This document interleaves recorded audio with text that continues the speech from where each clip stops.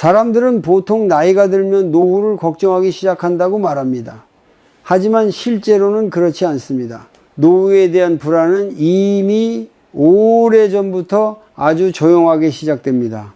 몸이 예전 같지 않다고 느끼는 순간, 이유 없이 피로가 쌓이는 날이 늘어날 때, 밤에 잠들기 전에 문득 이런 생각이 스칠 때 말입니다. 이렇게 계속 살아도 괜찮을까? 이 질문은 아직 늙지 않았지만 이미 노후의 문 앞에 서 있다는 신호이기도 합니다. 많은 중년의 사람들은 하루하루를 바쁘게 살아갑니다. 가족을 위해 일하고 아이들을 걱정하고 돈과 건강을 동시에 붙잡으려 애씁니다. 겉으로 보면 아직 충분히 젊고 멀쩡해 보이지만 마음속에서는 조금씩 불안이 쌓입니다. 예전보다 쉽게 짜증이 나고 사소한 일에도 마음이 흔들립니다. 다른 사람의 삶과 자신을 비교하게 되고 나는 왜 이 정도밖에 안 될까라는 생각이 반복됩니다. 이런 생각의 반복은 마음을 지치게 하고 그 피로는 결국 몸으로 내려옵니다. 불교에서는 이것을 무상이라고 말합니다. 모든 것은 변한다는 뜻입니다. 몸도 관계도 상황도 예외가 아닙니다. 문제는 우리가 이 변화를 알고 있으면서도 인정하지 않으려 한다는 데 있습니다. 아직 괜찮다고, 아직은 버틸 수 있다고 스스로를 속이며 살아갑니다. 하지만 무상은 기다려주지 않습니다. 어느 날 갑자기 병이 찾아오고 관계가 달라지고 마음이 무너집니다. 그때 사람들은 말합니다. 그때 좀 더 나를 돌볼 걸. 그러나 그때는 사실 지금 이 순간입니다. 중년의 불안은 대부분 통제에서 나옵니다. 자녀의 인생을 내가 원하는 방향으로 이끌고 싶고, 경제적인 불안은 완벽한 계획으로 막고 싶고, 건강은 노력만 하면 지킬 수 있을 거라 믿습니다. 하지만 삶은 우리의 계획대로 움직이지 않습니다. 이 간극에서 고통이 생깁니다. 불교에서 말하는 고는 바로 이 지점에서 시작됩니다. 원하는 대로 되지 않는 현실과 그렇게 되어야 한다는 집착이 부딪힐 때 마음은 괴로워집니다. 특히 중년이 되면 생각이 반복됩니다. 과거의 선택을 후회하거나 아직 오지 않은 미래를 미리 걱정합니다. 오늘 하루를 살고 있으면서도 마음은 늘 과거나 미래에 가 있습니다. 이것이 바로 마음이 늙기 시작하는 첫 단계입니다. 몸의 나이보다 마음의 나이가 먼저 늙어버리는 것입니다. 그리고 이 마음의 노화는 눈에 보이지 않기 때문에 더 위험합니다. 부처님은 고통을 없애기 위해 세상을 떠나라고 하지 않으셨습니다. 대신 지금 이 순간을 제대로 알아차리라고 하셨습니다. 이것이 바로 정념입니다. 정념은 거창한 수행이 아닙니다. 지금 내 마음이 어디에 가 있는지 알아차리는 것입니다. 지금 내가 숨을 쉬고 있다는 사실, 긴장된 어깨, 조급해진 생각을 있는 그대로 보는 것입니다. 판단하지 않고 고치려 애쓰지 않고 그저 알아차리는 것부터 시작합니다. 여기서 아주 간단한 실천 하나를 해볼 수 있습니다. 오늘 밤 잠들기 전에 조용히 앉거나 누워서 숨을 3번만 천천히 쉬어 보십시오. 숨을 들이마실 때 지금, 숨을 내쉴 때 여기라고 마음속으로 말해봅니다. 그리고 스스로에게 이렇게 묻습니다. 오늘 나는 무엇을 붙잡고 있었는가? 돈일 수도 있고 자녀일 수도 있고 인정받고 싶은 마음일 수도 있습니다. 답을 찾으려 하지 말고 떠오르는 것만 바라보십시오. 이 작은 멈춤이 중요합니다. 노후는 어느 날 갑자기 시작되지 않습니다. 오늘의 마음이 내일의 노후를 만듭니다. 불안을 끌어안고 살아가면 불안한 노후로 이어지고 알아차림 속에서 하루를 마무리하면 그만큼 마음은 가벼워집니다. 건강하고 행복한 노후는 먼 미래의 이야기가 아닙니다. 지금 이 순간 마음을 어떻게 쓰고 있는가에서 이미 시작되고 있습니다. 사람들은 변하지 않기를 바랍니다. 지금의 건강이 오래가기를, 지금의 관계가 그대로 유지되기를, 지금 쌓아온 것들이 흔들리지 않기를 바랍니다. 하지만 삶은 한 번도 멈춘 적이 없습니다. 모든 것은 조금씩 그러나 확실하게 변해갑니다. 불교에서 말하는 무상은 특별한 철학이 아니라 우리가 매일 경험하고 있으면서도 애써 외면하는 현실입니다. 그 현실을 외면할수록 마음은 더 불안해집니다. 중년에 접어들면 무상은 더 분명하게 다가옵니다. 예전에는 밤을 새워도 괜찮았는데 이제는 하루만 무리해도 몸이 바로 신호를 보냅니다. 늘 곁에 있을 것 같던 사람들과의 거리는 어느새 달라져 있고 아이들은 부모의 품을 벗어나 자기 삶을 향해 나아갑니다. 직장에서의 역할도 서서히 바뀌고 사회가 나를 대하는 시선도 예전과 같지 않다는 것을 느끼게 됩니다. 이 모든 변화 앞에서 사람들은 마음속으로 저항합니다. 아직은 아니야. 이건 잠깐일 거야. 라고 말하며 변화를 부정합니다. 그러나 무상은 피한다고 사라지지 않습니다. 오히려 인정하지 않을수록 고통은 커집니다. 변하지 않기를 바라는 마음, 즉 집착이 있기 때문입니다. 불교에서는 이 집착이 괴로움의 뿌리라고 말합니다. 건강은 영원해야 하고 가족은 늘 내 곁에 있어야 하며 노력한 만큼의 결과가 반드시 따라야 한다는 생각은 마음을 단단히 조입니다. 현실이 그 기대를 벗어날 때 사람은 좌절하고 분노하며 스스로를 탓합니다. 많은 중년의 불안은 사실 무상에 대한 두려움에서 비롯됩니다. 병이 생길까봐, 혼자가 될까봐, 쓸모없어질까봐 마음이 앞서 걱정합니다. 그래서 더 많이 통제하려 하고 더 많이 싸우려 하고 더 많이 붙잡으려 합니다. 하지만 그렇게 할수록 마음은 더 긴장합니다. 붙잡고 있는 것이 많을수록 잃을까봐 두려워지기 때문입니다. 이것이 무상을 거부할 때 생기는 고통의 구조입니다. 무상을 이해한다는 것은 체념하는 것이 아닙니다. 모든 것을 포기하라는 말도 아닙니다. 무상을 안다는 것은 변하는 것을 전제로 삶을 준비하는 것입니다. 건강이 변할 수 있다는 것을 알기에 지금 몸을 돌보고 관계가 변할 수 있다는 것을 알기에 오늘의 만남을 소중히 여기며 돈과 일도 언제든 달라질 수 있음을 알기에 과도한 기대를 내려놓는 것입니다. 이렇게 무상을 받아들이면 마음은 오히려 안정됩니다. 부처님이 가르친 길은 현실을 떠나는 길이 아니라 현실을 바로 보는 길이었습니다. 무상을 외면하지 않고 바라볼 때 우리는 지금 할 수 있는 일에 집중할 수 있습니다. 미래의 모든 변수를 통제하려는 대신 오늘의 선택을 정성스럽게 하게 됩니다. 이때 마음에는 여유가 생깁니다. 모든 것을 다 지키지 않아도 된다는 안도감, 잃어도 무너지지 않을 수 있다는 신뢰가 생깁니다. 여기서 한 가지 간단한 관찰 연습을 해볼 수 있습니다. 오늘 하루 동안 변한 것을 3가지만 떠올려 보십시오. 아침의 몸 상태와 지금의 몸 상태, 아침의 마음과 지금의 마음, 누군가와 나눈 말의 분위기, 크고 작은 변화가 분명히 있을 것입니다. 그리고 속으로 이렇게 말해 봅니다. 변하는 것이 자연스럽다. 이 말을 억지로 믿으려 하지 않아도 됩니다. 그저 사실로 확인하는 것만으로 충분합니다. 무상을 이해하기 시작하면 삶의 무게가 조금 달라집니다. 더 이상 모든 것을 영원히 붙잡으려 하지 않게 됩니다. 대신 지금 이 순간에 깨어 있으려 합니다. 지금 숨 쉬는 이 몸, 지금 곁에 있는 사람, 지금 할 수 있는 작은 선택에 마음을 둡니다. 이렇게 살아갈 때 노후는 갑작스러운 불안의 시간이 아니라 이미 준비되어 온 흐름의 연장이 됩니다.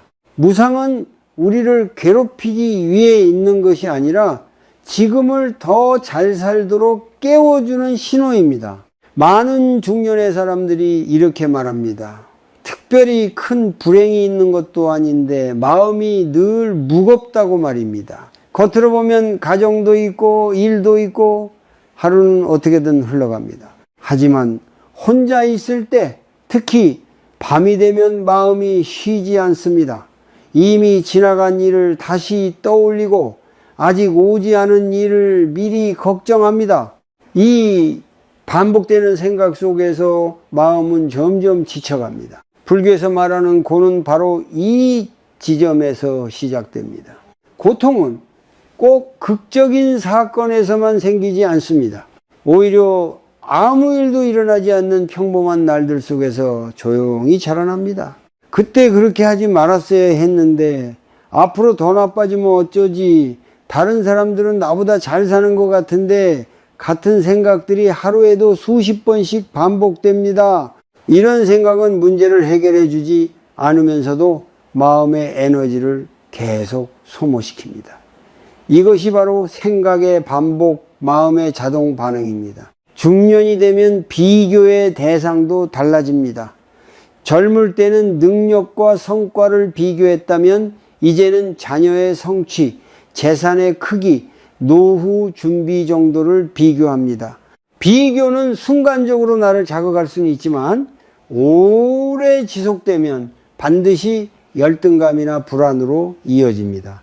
비교 속에는 늘 기준이 있고 그 기준은 대부분 나를 압박하는 방향으로 작동합니다.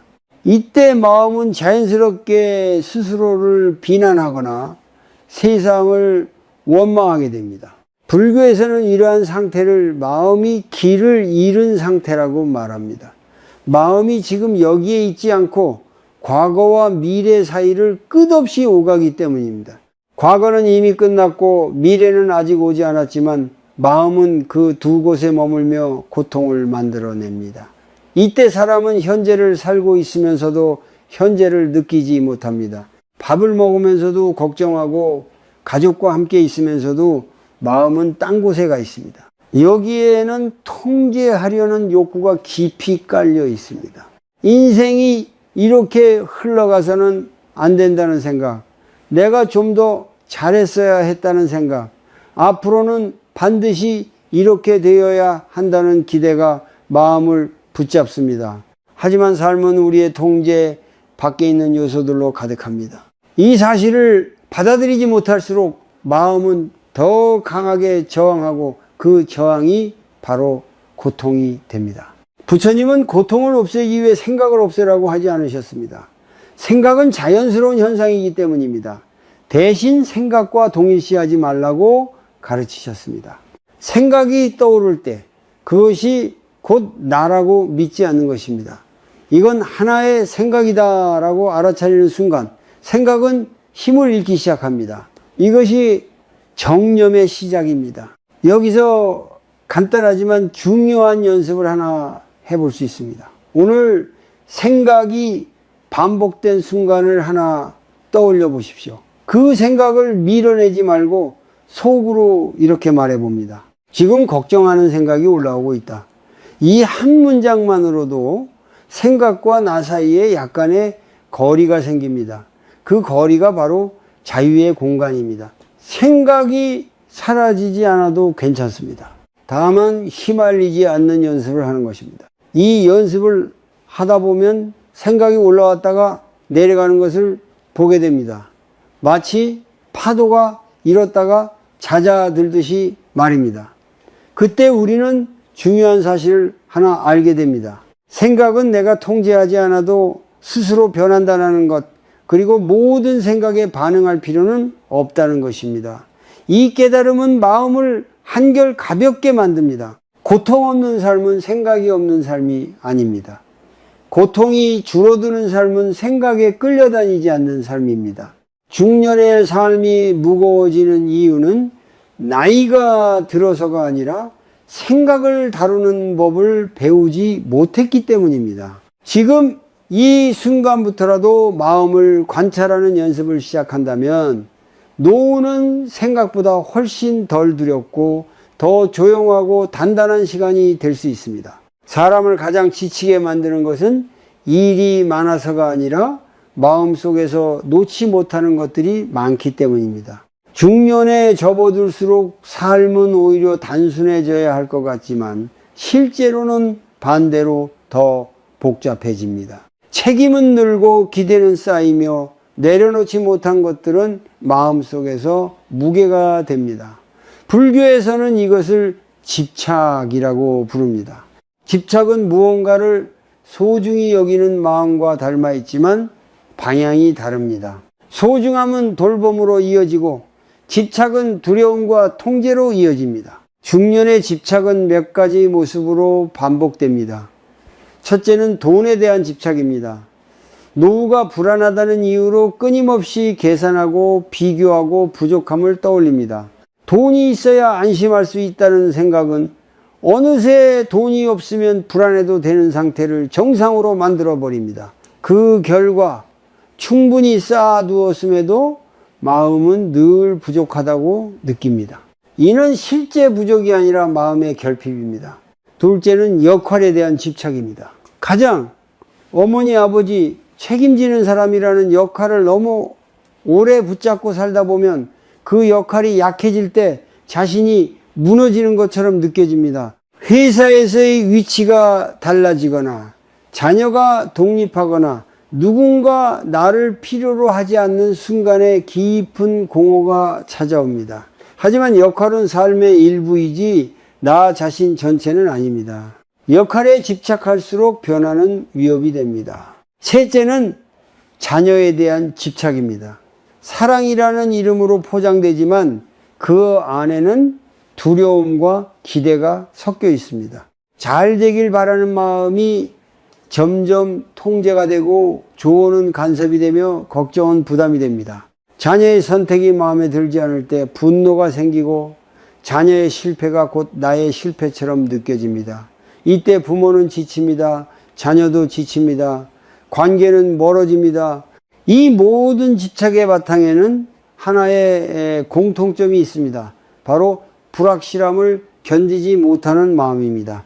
인생이 어떻게 흘러갈지 모른다는 사실이 불안해서 무언가를 꽉 붙잡고 있으려는 것입니다. 하지만 아이러니하게도 붙잡을수록 불안은 더 커집니다.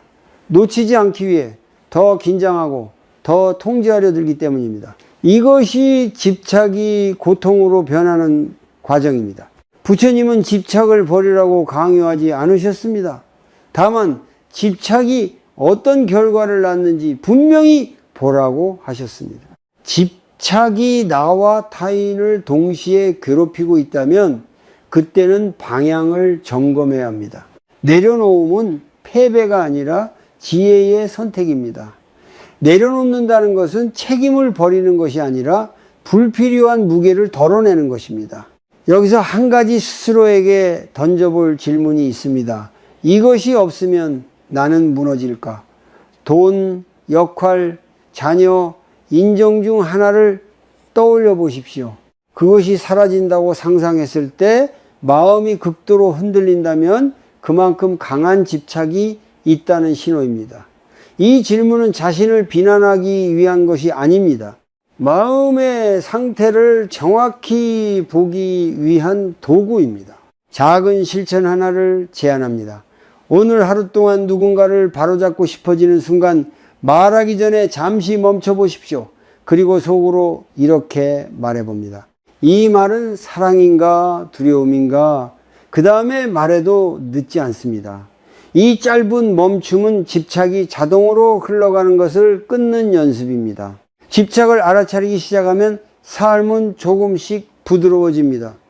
모든 것을 지켜내야 한다는 압박에서 벗어나게 됩니다.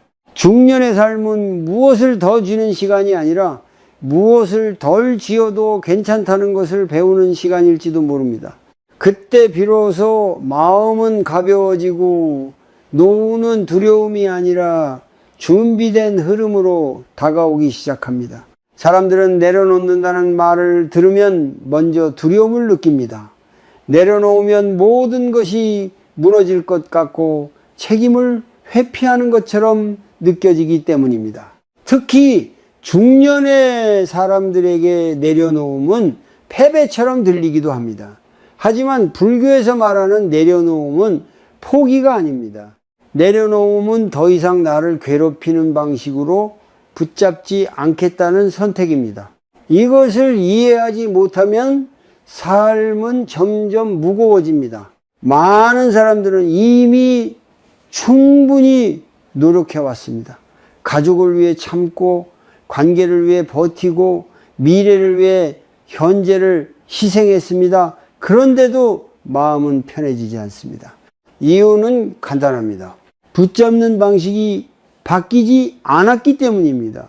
계속해서 결과를 통제하려 하고 상대를 바꾸려 하고 상황이 내 기대에 맞아야만 안심하려 합니다.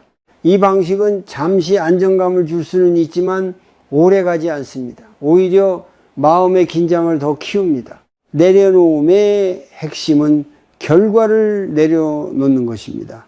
할 일을 하지 말라는 뜻이 아닙니다. 노력은 하되 결과가 반드시 내 뜻대로 돼야 한다는 집착을 내려놓는 것입니다. 아이에게 조언은 하되 그 조언을 따르지 않았다고 해서 분노하지 않는 것, 최선을 다해 일하되 인정받지 못했다고 해서 스스로를 무가치하게 만들지 않는 것, 이것이 내려놓음의 실제 모습입니다. 중년의 부부관계에서도 내려놓음은 중요합니다. 오랫동안 함께 살다 보면 서로를 너무 잘한다고 생각하게 됩니다. 그때부터 상대를 있는 그대로 보기보다 내가 알고 있는 틀에 끼워 맞추기 시작합니다. 원래 저 사람은 저래라는 생각은 관계를 굳게 만듭니다. 내려놓음은 이 생각을 잠시 내려두는 것입니다. 오늘의 배우자를 어제의 이미지로 판단하지 않겠다고 마음먹는 것, 그것이 관계를 숨쉬게 합니다. 내려놓음은 혼자가 되는 연습이 아닙니다. 오히려 진짜 연결을 회복하는 길입니다. 집착이 줄어들면 상대를 있는 그대로 볼 수 있고 말과 행동에도 여유가 생깁니다. 상대를 통제하지 않으려 할 때 관계는 자연스럽게 가까워집니다. 이것이 불교에서 말하는 자비의 시작입니다. 자비는 상대를 내 뜻대로 만들지 않겠다는 결심에서 출발합니다. 여기서 아주 단순하지만 효과적인 연습을 하나 소개합니다. 하루에 한 번 일부러 결과를 내려놓는 선택을 해보십시오.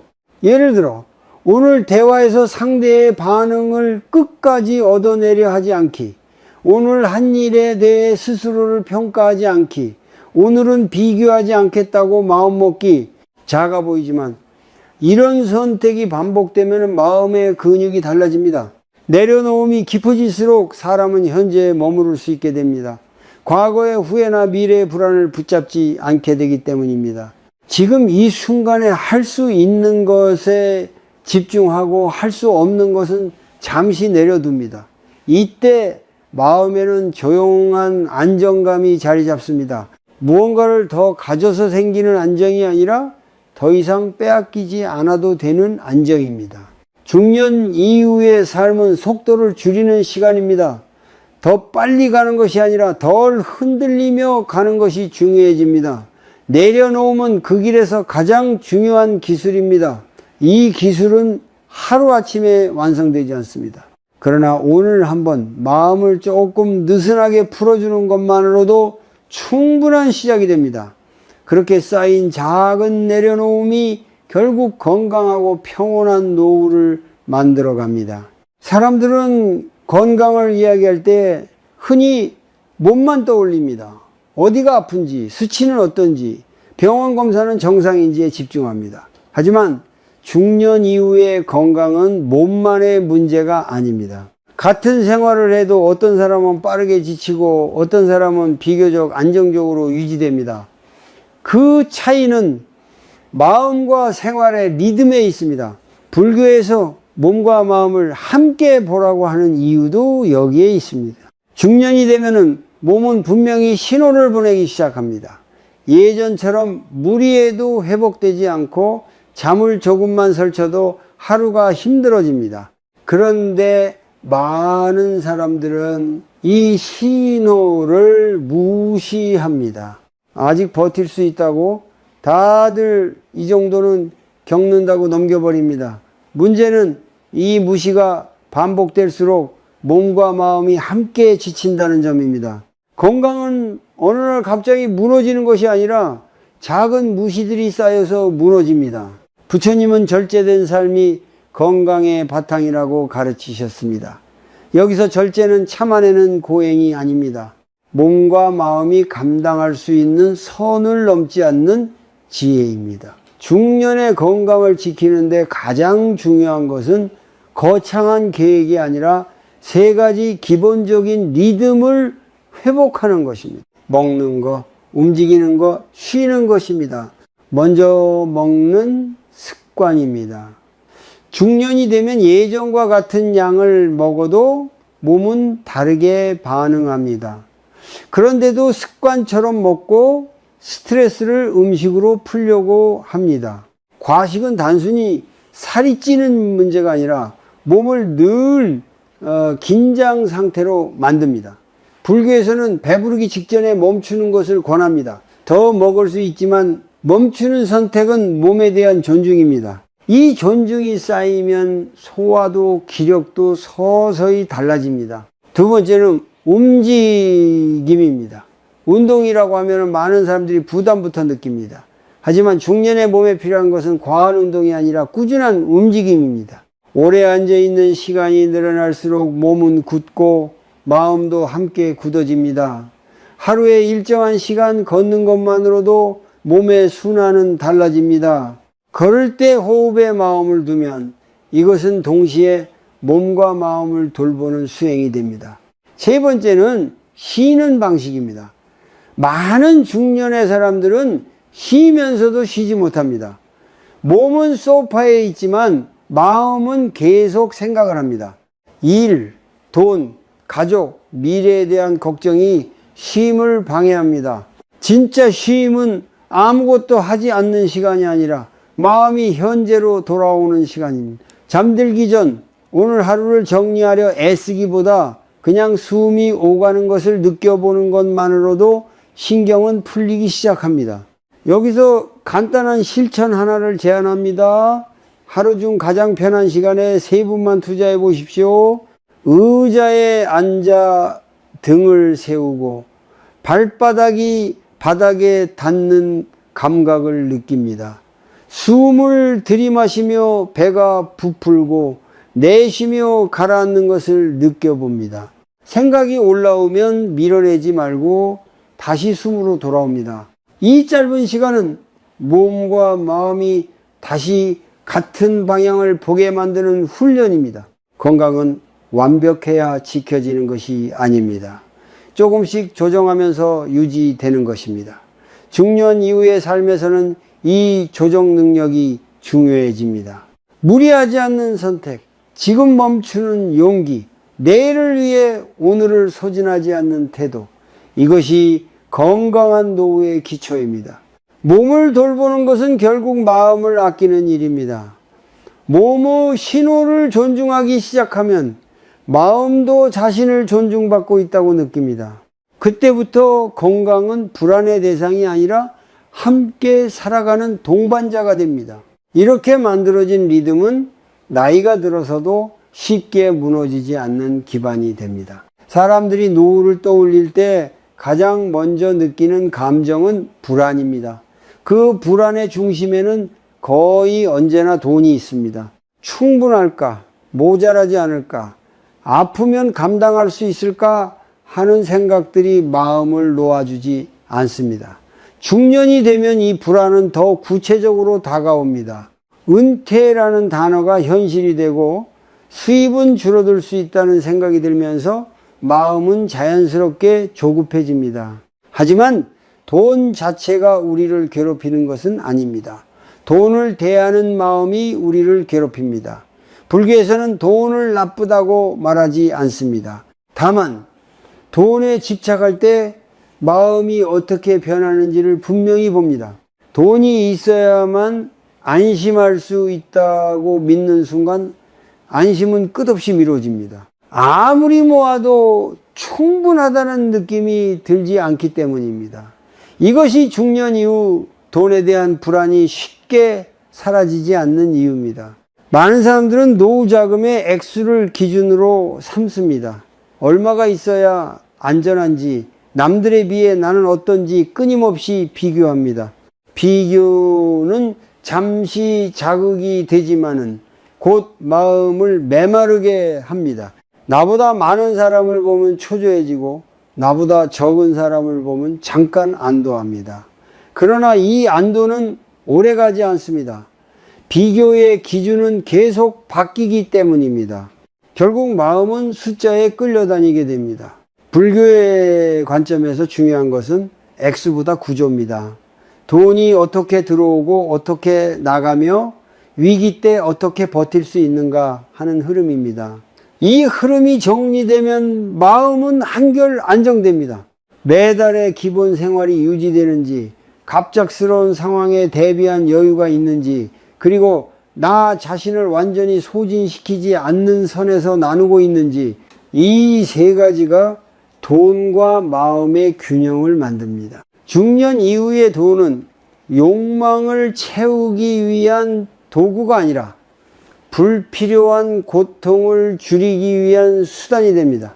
병이 왔을 때 치료를 미루지 않기 위해, 가족에게 의존하지 않기 위해, 최소한의 선택권을 유지하기 위해 돈은 필요합니다.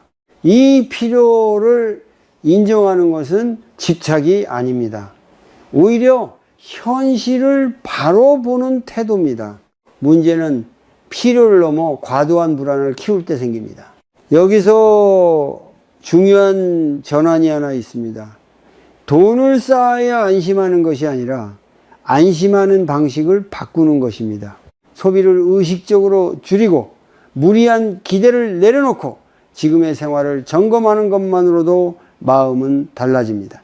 특히 중년에는 더 벌어야 한다는 생각보다 지금의 삶을 얼마나 안정적으로 유지할 수 있는가를 묻는 것이 더 중요해집니다. 작은 실천을 하나 해볼 수 있습니다. 오늘 조용한 시간에 종이에 3가지를 적어 보십시오. 꼭 필요한 지출, 줄일 수 있는 지출, 그리고 나를 불안하게 만드는 돈에 대한 생각 1가지입니다. 이 생각이 사실인지 아니면 막연한 두려움인지 천천히 살펴봅니다. 이렇게 돈을 생각으로만 두지 않고 눈앞에 놓는 순간 막연함은 줄어듭니다. 막연함이 줄어들면 불안도 함께 약해집니다. 또 하나 중요한 요소는 나눔입니다. 큰 금액일 필요는 없습니다. 마음이 허락하는 만큼의 작은 나눔은 돈을 쥐고만 있던 마음을 부드럽게 풀어줍니다. 불교에서 말하는 자비는 나를 해치지 않는 선에서 타인을 향하는 마음입니다.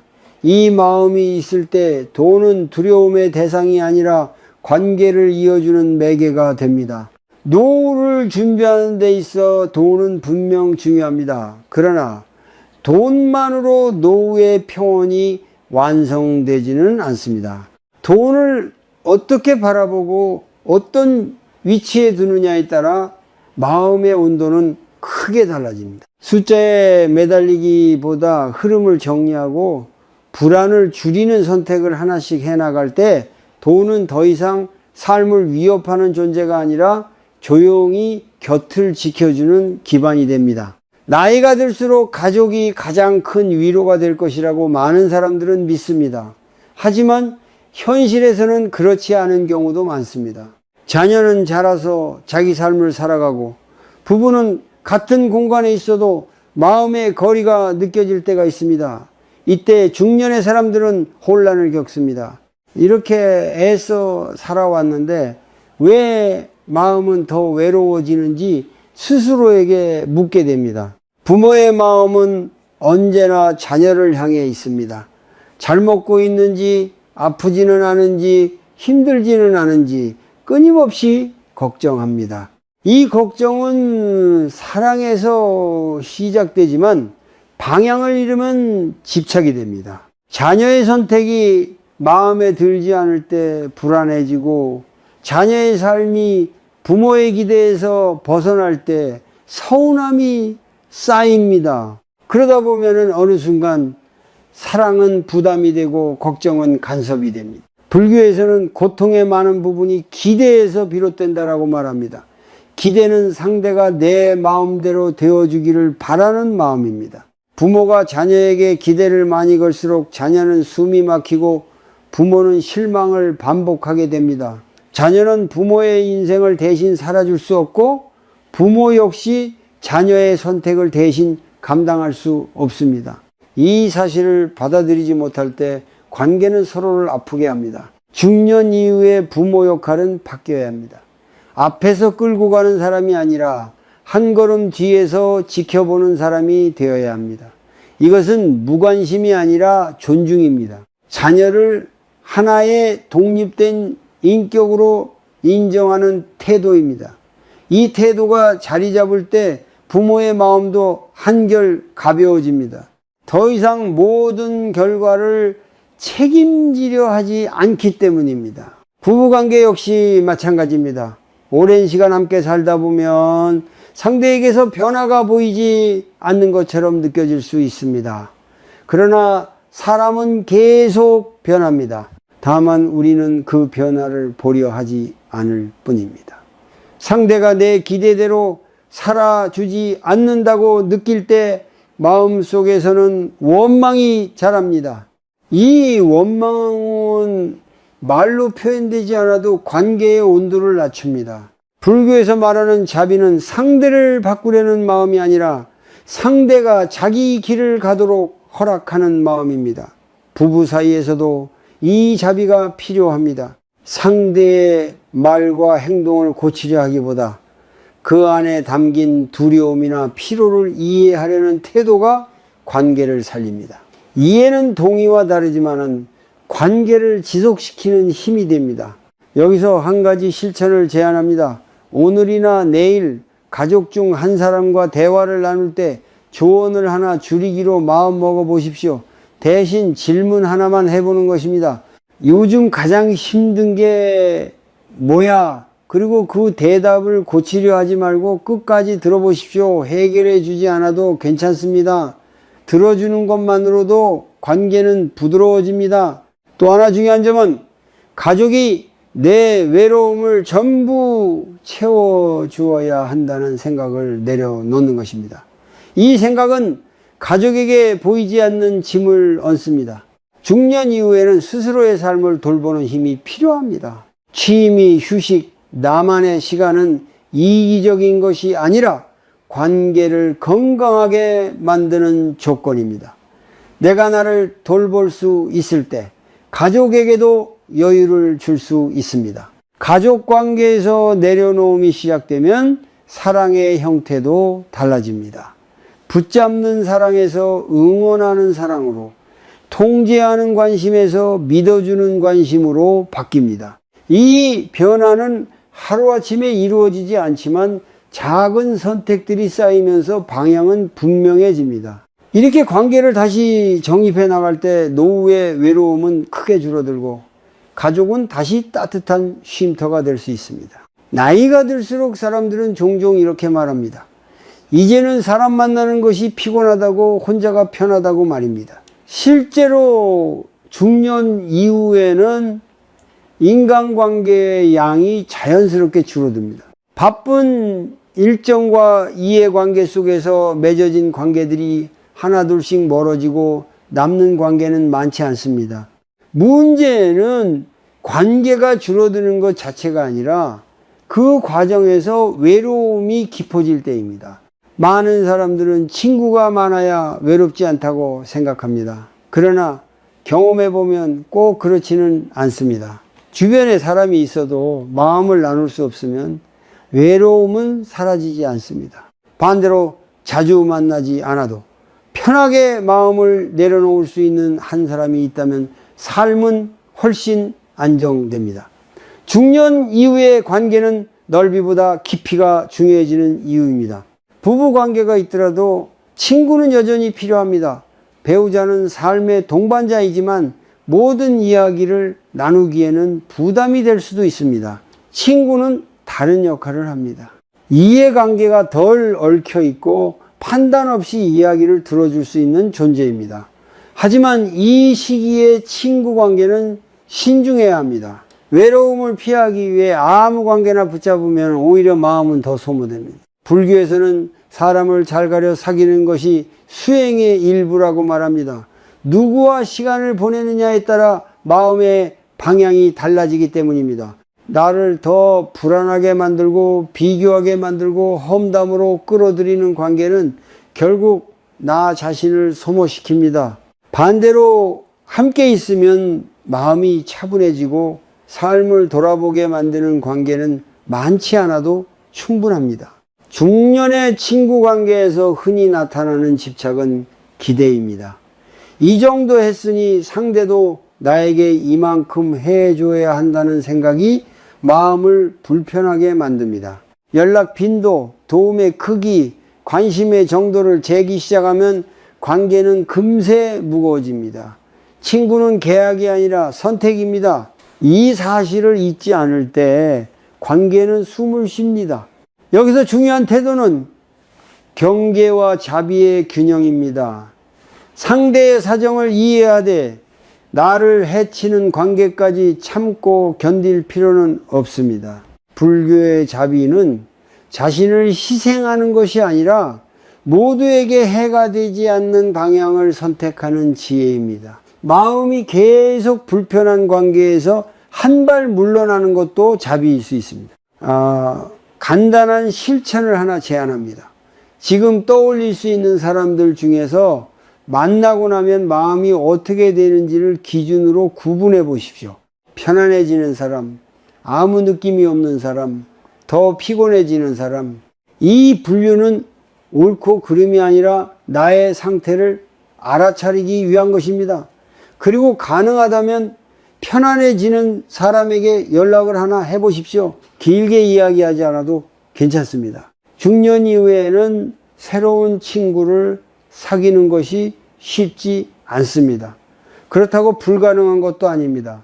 다만 이 시기에는 목적 없는 만남이 더 잘 맞습니다. 성과나 정보 교환이 아니라 함께 걷고 차를 마시고 말없이 시간을 보내는 만남이 마음을 살립니다. 이런 관계는 천천히 쌓이지만 오래 갑니다. 관계가 줄어드는 것은 실패가 아닙니다. 오히려 삶이 정리되고 있다는 신호일 수 있습니다. 나에게 맞지 않는 관계를 내려놓고 진짜 필요한 연결만 남기는 과정입니다. 이렇게 관계를 정돈해 나갈 때 노후의 삶은 고립이 아니라 선택된 고요에 가까워집니다.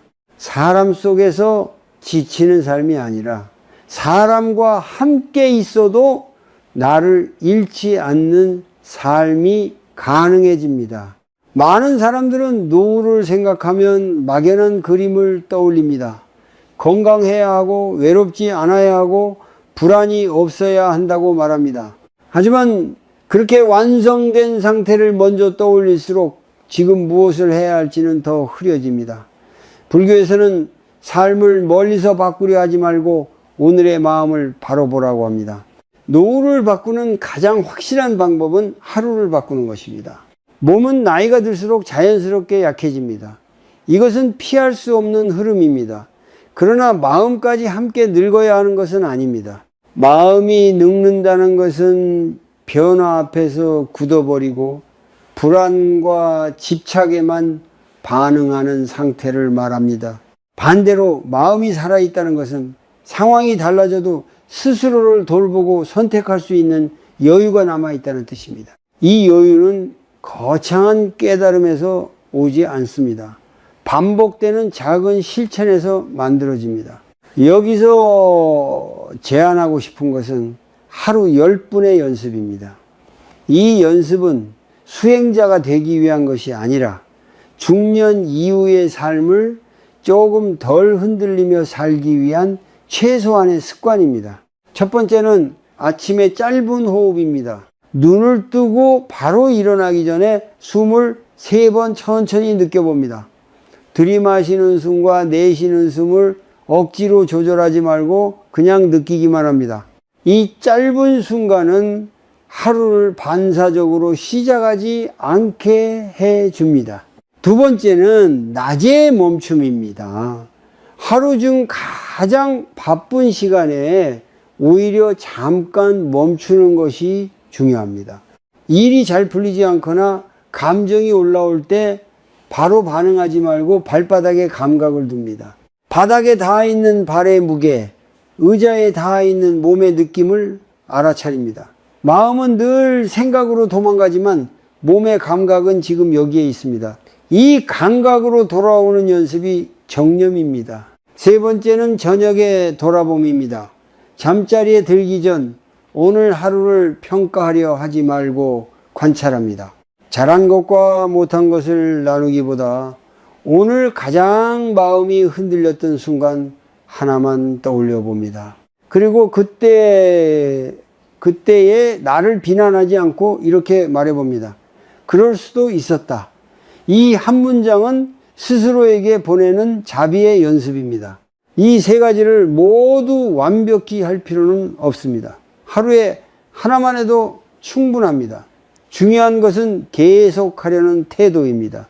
불교에서는 수행이란 넘어지지 않는 것이 아니라 넘어질 때 다시 일어나는 것이라고 말합니다. 마음이 흔들렸다는 사실을 알아차렸다면 그 순간 이미 한 걸음은 깨어있는 상태입니다. 중년 이후의 삶에서 가장 위험한 것은 무기력입니다. 이제는 늦었다는 생각, 바꿔도 소용없다는 체념이 마음을 닫아버립니다. 그러나 마음은 나이와 상관없이 방향을 바꿀 수 있습니다. 오늘의 한 번의 숨, 한 번의 멈춤, 한 번의 관찰이 쌓이면 삶의 질은 분명히 달라집니다. 노후가 건강하고 행복해진다는 것은 모든 문제가 사라진다는 뜻이 아닙니다. 여전히 몸은 아플 수 있고 외로움이 찾아올 수도 있습니다. 다만 그 순간에 자신을 버리지 않는 힘이 생깁니다. 고통이 와도 고통에만 휩쓸리지 않고 불안이 올라와도 그것이 전부가 아니라는 것을 아는 마음이 생깁니다. 이 힘은 누구에게나 길러질 수 있습니다. 특별한 재능이 필요한 것도 아니고 많은 시간이 필요한 것도 아닙니다. 오늘 하루를 어떻게 마무리하느냐, 지금 이 순간을 어떻게 대하느냐가 전부입니다. 몸은 늙어가더라도 마음은 더 부드러워질 수 있습니다. 그 부드러움이 결국 노후를 지탱하는 가장 단단한 기반이 됩니다.